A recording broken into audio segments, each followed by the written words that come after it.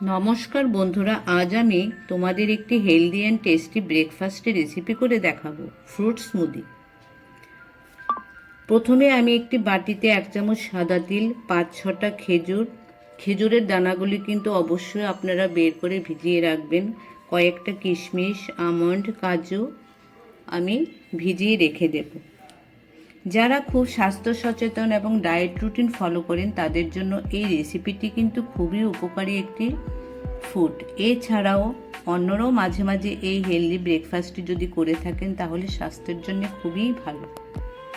এখানে আমি একটি ব্যানানাকে টুকরো করে কেটে নিয়েছি, একটি গোটা আপেলকে আমি টুকরো টুকরো করে কেটে নেব। আপনারা ইচ্ছে করলে আরও অন্য ফলও এখানে টুকরো করে কেটে নিয়ে নিতে পারেন। আমার কাছে যা ছিল আমি আজ সেগুলো দিয়েই আমি এই ফ্রুট স্মুদিটি তৈরি করছি।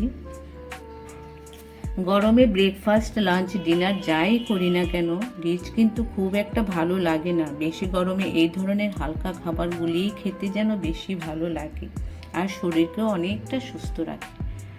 আঙুরগুলোকে আমি 2 টুকরো করে কেটে নিয়েছি। গরমে কিন্তু জল আর ফ্রুটস সবারই বেশি করে খাওয়া উচিত। খাবারকে কিন্তু বন্ধুরা সব সময় ব্যালেন্স করে খেতে হয়, তাই তো বন্ধুরা?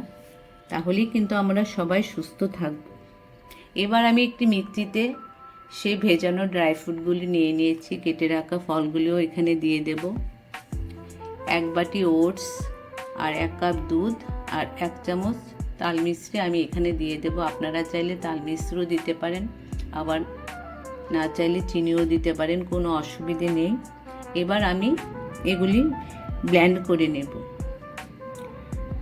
আপনারা এই রেসিপিটি অবশ্যই বাড়িতে করে দেখবেন কেমন হয়েছে। আমাকে কমেন্ট বক্সে কিন্তু অবশ্যই কমেন্ট করে জানাবেন।